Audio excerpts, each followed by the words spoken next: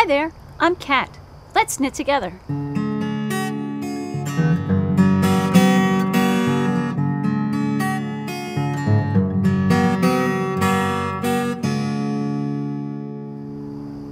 Today, felting.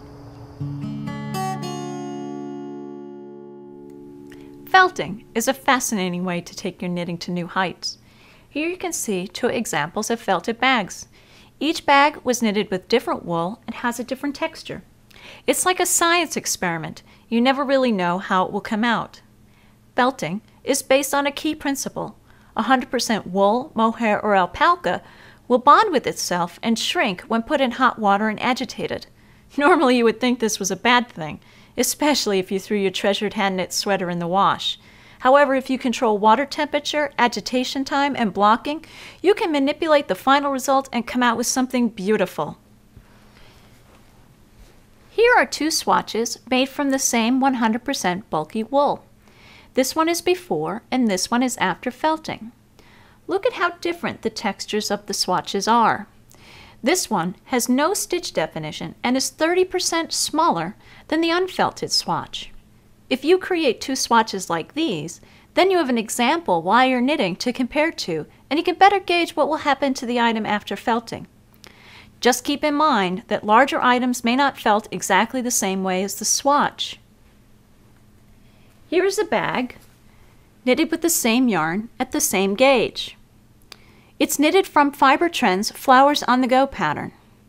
Right now, this bag is huge. Let's see what happens when we felt it. If you want to felt by hand, use two bowls, one filled with hot water and a rinse-free wool wash, and then one filled with cold. You can use a potato masher or something like that to mash it up.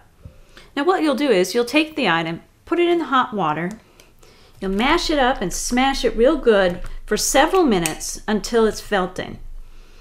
Then you'll take it from the hot water, put it in the cold, and check to see if it's felted enough. If it's not, then just put it back into the hot and repeat this. Now for larger items like the bag, it really is much easier to felt in the machine, but we'll have some information on the website for how to felt by hand. Almost all top-loading machines are fine for felting. Front-loading machines are a little bit difficult, but not impossible. There'll be more information on the website for how to felt in a front-loading machine. Before putting the item in the wash, be sure to sew down any flappy parts with cotton thread, like this. Normally, I put the item in a mesh bag. If you have multiple items, use a separate bag for each. Now you use the bag to prevent the item from shedding all over the machine. But this doesn't always work. It depends on the hairiness of the yarn. For example, Lopi yarn sheds everywhere, and in that situation, use a zippered pillowcase instead. Now, I throw in an old lint-free bed sheet. Do not use towels. I was misled by some books on my first project, and the towels left fuzzies all over the item after felting that were impossible to remove. Instead, use heavy items like old sheets or old jeans that can withstand hot water without running dyes. 1 or 2 items is enough. Then I take my rinse-free wool wash. I use this because it doesn't leave any residue on the item after the felting. Then, set the machine on the smallest load, a hot wash and a cold rinse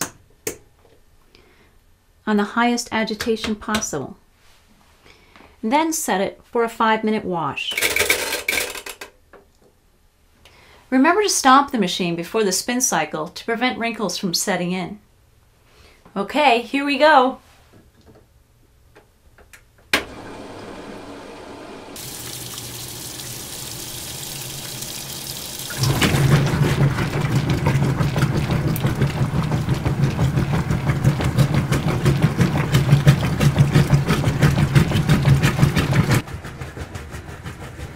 Next time, we'll find out what happens, and I'll take you through the rest of the process.